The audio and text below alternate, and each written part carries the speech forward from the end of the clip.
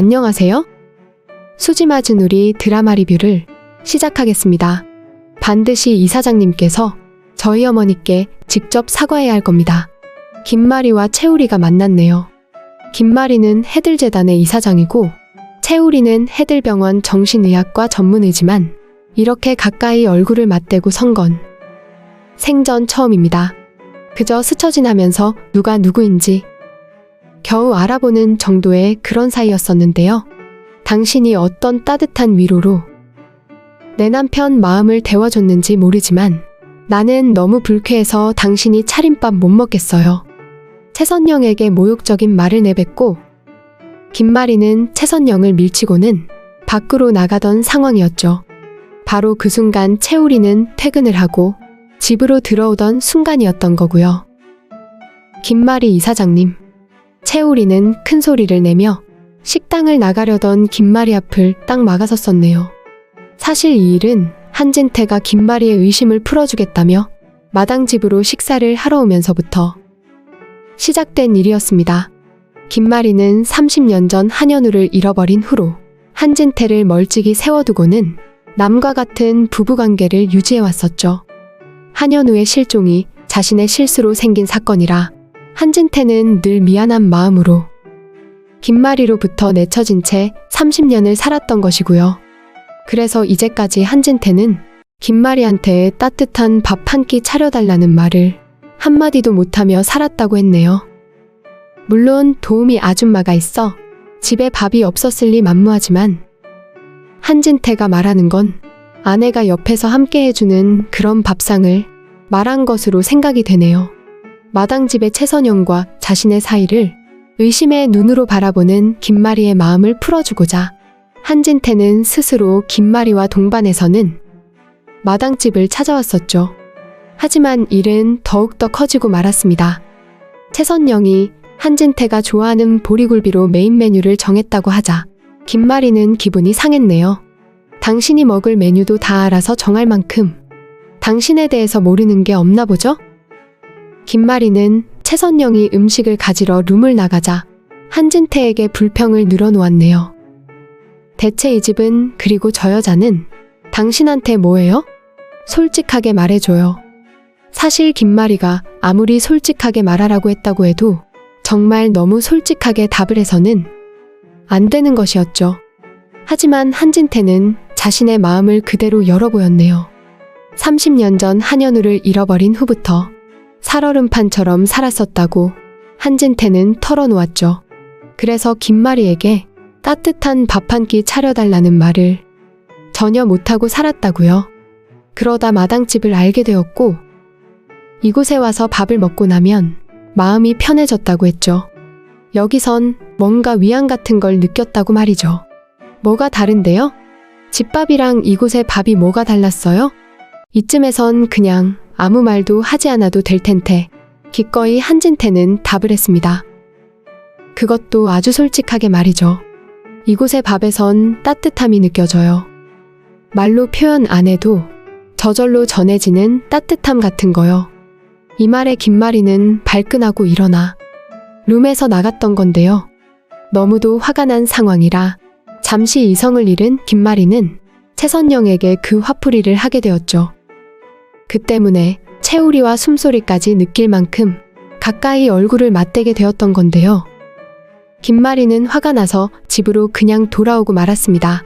집에 돌아와서도 상처받았을 최선영을 걱정하는 한진태에게 더욱 화가 났었죠.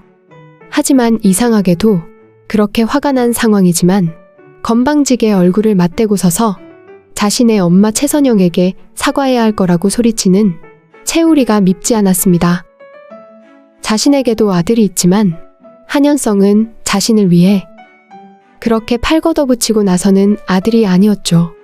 진수지를 사랑한다면서 꼭 결혼을 해야겠다고 설칠 땐 혹시 진수지가 상처받을까봐 김마리와 한진태에게 마구 대들기까지 했던 한현성이었는데요. 문득 채우리와 얼굴을 맞대고 울그락푸르락 하면서도 만일 한현우를 잃어버리지 않았더라면 우리 현우는 나를 위해 채우리처럼 저렇게 나서주지 않았을까 막연히 생각이 되었었네요. 그래서 그래서 김마리는 생각했습니다. 채우리의 얼굴이 계속 머릿속에서 떠나지 않는 이유가 그 또래의 아들인 한현우 생각 때문이었다고 말이죠. 그리고 무의식 중에 떠오른 생각 하나가 있었네요. 조금이라도 떨어져 있으면 전혀 알아채지 못할 채우리 이마 옆부분에 이상한 상처가 있었던 거죠. 머리카락에 가려 있어서 가까이서가 아니면 전혀 알아채지 못할 이마 한쪽에 난 상처였지만 흉터가 제법 깊게 패여 있어 그런지 김마리에겐 이상하게 그 이마의 상처가 계속 마음에 아른거렸던 건데요. 화를 내고 기분이 나쁜 상태였지만 저 흉터 때문에 잘생긴 얼굴에 흠이 하나 생겨버렸구나 문득 생각했었던 것이었죠. 그리고 그날은 그 정도의 생각이 전부였습니다. 한진태가 최선영과 아무 사이가 아니라고 절대 부정을 하고 있지만 실제 만나서 보이는 두 사람의 모습과 한진태가 최선영을 대하는 태도로 봐서 한진태의 마음이 최선영에게 가 있다는 생각이 자신의 머리에 들어차 있어서 마음이 좀 상했던 상황이었죠. 그리고 한진태는 계속 이혼을 요구하고 있는 입장이라 최선영이 이혼에 큰 영향을 끼치고 있다는 걸 배제할 수는 없었던 것이고요. 그런 찜찜한 마음으로 그날은 그렇게 잠이 들었습니다. 중요한 일은 바로 그 다음 날 일어나게 되었네요. 진나영은 김마리의 집 2층에 있는 자물쇠가 잠겨진 방이 궁금했었죠. 남의 집 구석구석 염탐하는 건 엄마 장윤자를 꼭 빼닮았고 말이죠. 진나영은 첫날 집안을 돌아다니다 문이 잠긴 그 방을 열려고 하다 김마리에게 심하게 혼났던 기억 때문에 그 방을 열어볼 엄두가 전혀 나지 않았었는데요. 하지만 진나영은 2층의 침실 바로 옆에 빈 방이 하나 필요했습니다. 미리 아기 방을 예쁘게 꾸며야 했기 때문인데요. 겨우 임신 3개월이지만 아기 방을 미리 꾸며야 하는 데는 이유가 다 있었죠. 진나영은 미리 아기 방을 꾸며놓고 마치 아기가 이미 태어난 것처럼 한현성과 그 방을 오가며 아기에 대한 이야기를 나누면서 빨리 아기가 태어나길 기다리게 만들겠다는 심산이 있었던 건데요. 그 이유는 다음에 설명드리도록 할게요. 진나영은 자신의 침실 옆방을 김마리가 얼씬도 하지 못하게 하기 때문에 감히 엄두를 못 내다가 한진태에게 알랑거리며 요청을 했었네요. 그 방을 열어 아기 방을 꾸미고 싶다고 말이죠. 사실 김마리에겐 말해봐야 들어주지 않을 거라 생각하고 한진태에게 말을 했던 것이죠. 하지만 이상하게 김마리는 진나영의 말을 들어주기로 했네요. 김마리는 아직 출산이 까마득 남아있지만 아기용품들을 미리 사오기도 했었는데요. 의아한 눈으로 보는 한진태에게 진나영 임신한 아이가 마치 잃어버린 자신의 아들 현우 같다고 말을 하기도 했었죠. 따지고 보면 당치도 않은 말이었지만 세월은 이렇게 흘러가는데 자신의 아들 현우를 다시는 못 만나는 게 아닌가 그렇게 걱정을 하다 보니 문득 아기 생각에 그런 느낌까지 들었던 건데요. 그래서 우선 진나영의 임신한 아이에게 마음이 누그러져 있다 보니 아기 방으로 그 방을 쓰도록 허락을 하게 되겠네요. 그래서 김마리는 자신이 혼자 감추어 두었던 그 방의 열쇠를 가지고 나오는데요. 우리 모두 짐작하듯이 그 비밀의 방은 한현우가 어렸을 때 썼던 방입니다. 30년 전 5살이던 한현우가 소리 소문 없이 사라지면서 그 방엔 더 이상 주인이 들어올 수 없었던 건데요. 언젠가는 한현우가 돌아오리라 철석같이 믿고 있던 김마리는 한현우가 돌아오면 그 방을 열어주겠다 마음먹고 굳게 방을 닫아놓았던 것으로 보이네요. 그래서 30년 만에 그 비밀의 방문은 다시 열리게 되겠네요. 진나영도 한현성도 그리고 한진태도 30년의 세월을 고스란히 보낸 5살 한현우의 방을 보게 되면서 놀라는데요. 정말 자지러질 듯 놀라 다리를 휘청 주저앉는 사람이 있었네요. 바로 김마리죠. 김마리가 이렇게 놀라는 이유가 뭘까요? 김마리는 문을 열고는 바닥에 챙겨놓은 레고통을 보았습니다. 그리고는 바로 채우리의 얼굴이 떠올랐는데요. 이제까지 닫혀진 문 안에 갇혀있던 기억이 갑자기 살아났기 때문입니다. 현우는 3살 때 장난감을 가지고 놀다 방바닥에 늘려있던 레고 조각에 이마를 찍혔던 적이 있었습니다. 현우를 낳고 바로 1년 후 또 아들을 낳게 된 김마리는 심하게 쇠약해진 건강 상태 때문에 늘 누군가의 도움을 받고 있던 상황이었는데요.